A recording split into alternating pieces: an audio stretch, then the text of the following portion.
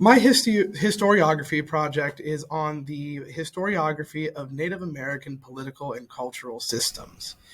The goal with choosing this topic was to analyze the way in which historians have discussed the concepts of Native Americans as a political and cultural force within the United States throughout U.S. history.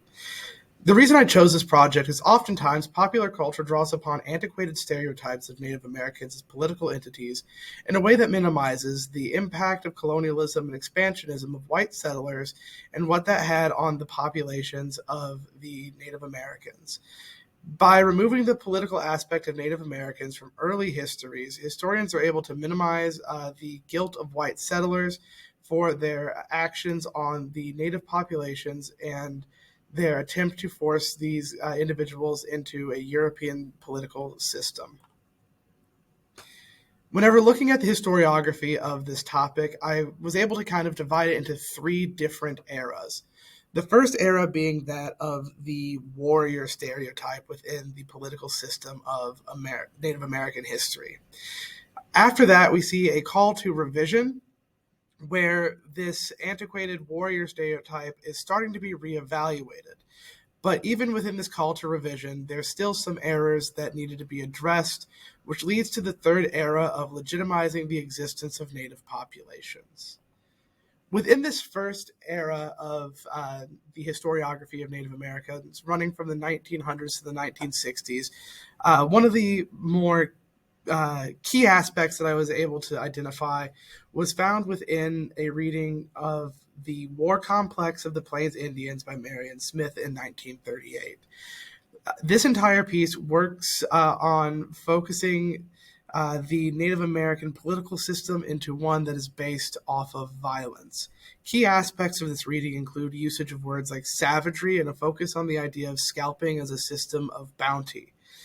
This entire era of history seeks to paint a picture of Native Americans having a political system that only exists for war alliances and as a part of this war path in order to facilitate more efficient and brutal combat. It's my belief that by focusing on the violence of combat within Native American societies and making their entire political and cultural system revolve around this, earlier historians were trying to focus the violence in a way that painted the actions of colonizers and settlers to be more in line with self-defense. By showcasing the Native American people as being solely existent for violence and brutal combat and using words like savagery, they're able to minimize the actions of the seemingly more civilized white settlers who were encroaching on their land. By only focusing on this aspect of politics, it's painting a very disingenuous picture that lingers in a lot of the cinema at the time. In 1938, in this time frame, we start to see the rise of the cowboys versus Indian trope within Hollywood, and the historiography around that time reflects that sort of attitude within popular culture. By the 1970s, though, we start to see a call to revisit. Probably the most seminal work in this time and one of the more key aspects of Native American history in general is going to be the publication of Bury My Heart at Wounded Knee. This piece is going to have an absolutely massive commercial success compared to other pieces of history writing within this era, and it revisits the idea of the Native American cultural system being focused solely on violence. It portrays networks of trade and similar alliances to political systems that were more common to what would be a European style of political organization than what older histories had given credit to Native Americans for having. However, one of the big issues is that Bury My Heart at Wounded Knee focuses heavily on this idea of the Native American being completely wiped out as an action of the settlers, and seeks to almost remove any existence of Native Americans from the historical record following the events at Wounded Knee. Other works during this time frame are going to be published, like in 1975, Wilbur Jacobs publishes The Indian and the Frontier in American History, A Need for Revision. And all of this is to say that during this time frame, there's a massive social movement throughout the United States, and a part of that is going to be the Native American movement.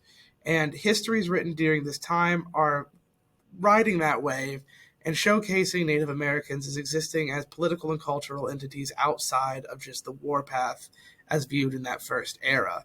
However, despite the attempt to move things forward, the big issue that still exists is this idea that Native Americans disappeared sometime following the events of relocation, which leads to the more modern perspective that comes about through the 1980s to present. The key pieces that I am looking at for this are in 2010, Gene O'Brien publishes Firsting and Lasting. And this entire work focuses on the way in which older histories had looked to portray the first of this tribe to do a thing and then the last one to remain.